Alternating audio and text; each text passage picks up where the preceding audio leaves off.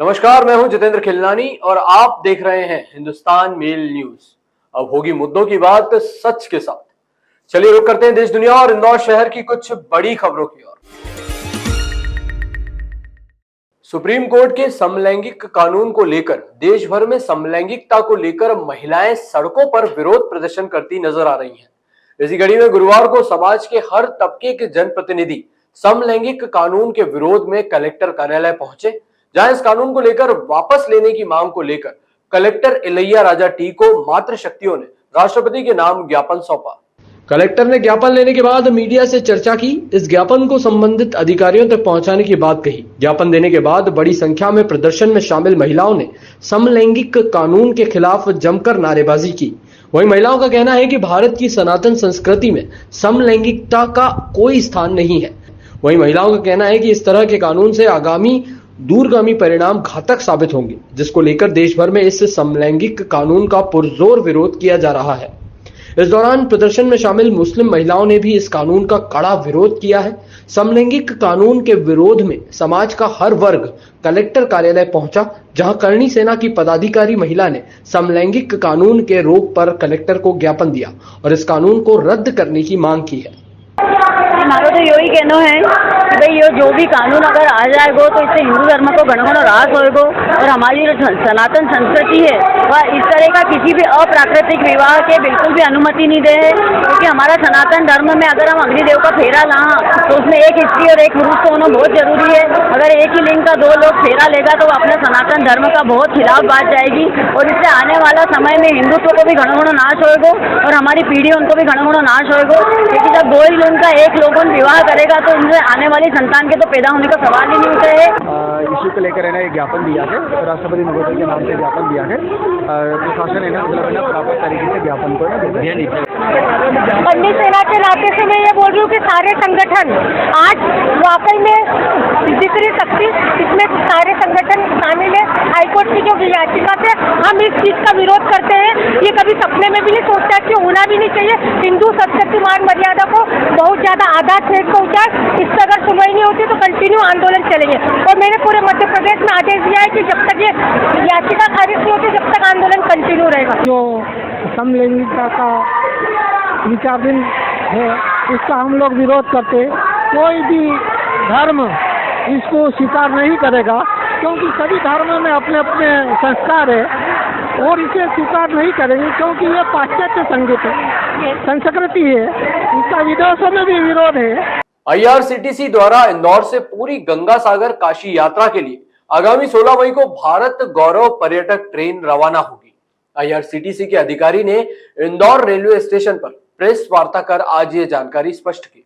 भारत गौरव पर्यटक ट्रेनों का संचालन देखो अपना देश और एक भारत श्रेष्ठ पर्यटन की अवधारणा को बढ़ावा देने के उद्देश्य से लगातार हो रहा है, जहां इस क्रम में IRCTC यानी कि Indian railway catering and tourism corporation limited द्वारा आगामी 16 मई को इंदौर से पूरी गंगा सागर भव्य काशी यात्रा के लिए ट्रेन रवाना होगी। पहली भारत गौरव यात्रा ट्रेन मध्य प्रदेश के इंदौर शहर से 16 मई को प्रस्थान करेगी पूरी गंगा सागर भव्य काशी यात्रा के लिए। साथ में इसमें CCTV कैमरे रहेंगे सुरक्षा की दृष्टि से और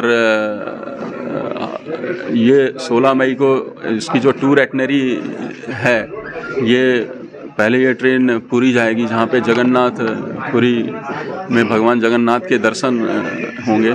उसके बाद फिर ये ट्रेन कलकत्ता आएगी। कलकत्ता में गंगा सागर धाम यात्री जाएंगे। वहाँ पर गंगा सागर धाम के बाद फिर यात्री कलकत्ता में काली मंदिर के दर्शन करेंगे। उसके बाद यह ट्रेन जैसडी रेलवे स्टेशन में आएगी। देवघर में ज्योतिर्लिंग बाबा बैद्यनाथ के धाम के दर्शन होंगे।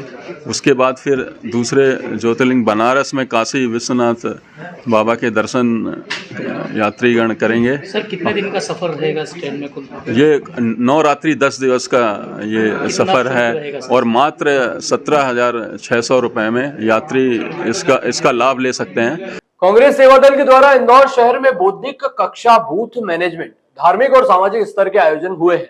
वहीं अब मध्य प्रदेश में होने वाले विधानसभा चुनाव में जीतने के लिए कांग्रेस के सेवा दल द्वारा 3 दिवसीय प्रशिक्षण शिविर का विजयनगर स्थित निजी गार्डन में आज से शुभारंभ हुआ। इसके साथ 3 दिनों तक सेवा दल का आयोजन निरंतर जारी रहेगा, जहां हर दिन कई वरिष्ठ नेता और जनप्रतिनिधि कांग्रेसियों को मार्गदर्शन देंगे। सेवा दल के प्रशिक्षण के पहले दिन पूर्व मंत्री सज्जन वर्मा, कांग्रेस के राष्ट्रीय सचिव सत्यनारायण पटेल, विधायक संजय शुक्ला, अर्चना जायसवाल की मौजूदगी में प्रशिक्षण शिविर संपन्न हुआ। इस दौरान कांग्रेस नेता पिंटू जोशी, प्रमोद द्विवेदी, अनुरोध जैन सहित कई लोग मौजूद रहे।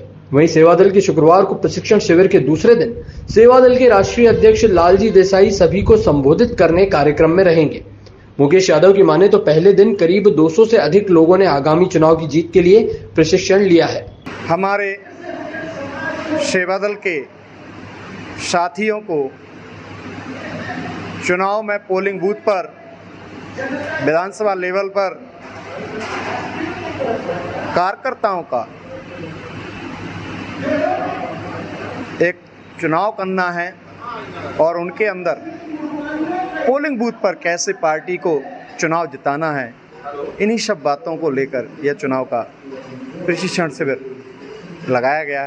इंदौर के नजदीक महू में रहने वाले रिटायर्ड कर्नल की ईमेल आईडी हैक कर विदेश में फंसे होने के नाम पर 2 लाख रुपए की मांग कर धोखाधड़ी करने वाले 2 आरोपियों को इंदौर राज्य साइबर सेल ने राजस्थान से गिरफ्तार किया है। अब साइबर सेल पुलिस इन दोनों आरोपियों से पूछताछ करने में जुटी हुई है। पिछले 4 साल पूर्व महू में रहने वाले रिटायर्ड कर्नल बत्रा ने शिकायत राज्य साइबर सेल इंदौर को की थी कि उनकी ईमेल आईडी हैक कर उनके परिचितों से पैसे की मांग की जा रही है। इन आरोपियों की बात में आकर कर्नल के परिजनों ने 2 लाख आरोपियों को दे दिए थे। तब से ही राज्य साइबर सेल पुलिस इन आरोपियों की तलाश में जुटी थी और आखिरकार पुलिस ने आरोपियों को राजस्थान से पकड़ा है। पकड़े गए दोनों आरोपी छात्र हैं और अब राज्य साइबर सेल पुलिस इनसे पूछताछ करने में जुटी है। चूँकि हमारे यहाँ महू के रिटायर्ड कर्नल थे मिस्टर बत्रा, उनकी मेल आईडी हैक करके उनके जो भी कांटेक्ट थे उनको मेल कर रहे थे कि हमें कुछ पैसों की ज़रूरत है, और इस आधार पे उनके कुछ परिचितों ने 2 लाख रुपए ऐसे दे दिए थे, जिसकी कंप्लेन यहाँ पे साइबर सेल में करी गई थी, जिस पर से राजस्थान के 2 व्यक्तियों को अरेस्ट किया गया। क्या बैकग्राउंड इनका आरोपियों? आरोपी छोटा मोटा व्यवसाय करते हैं। किन कारणों के चलते इन्हें हैक करी थी आईडी? देखिए, एक अन्य आरोपी के संपर्क में आए थे जिससे ये खाते प्रोवाइड करने का काम करते थे। जो दूसरा आरोपी था उसका स्वयं का खाता था और उसने इस तरह के कई खाते खुलवाकर दूसरे आरोपियों को दिए थे। क्यों इनके बत्रा के जो कर्नल थे, इनके आईडी के बारे में कैसे जानकारी लगी थी, कहाँ से?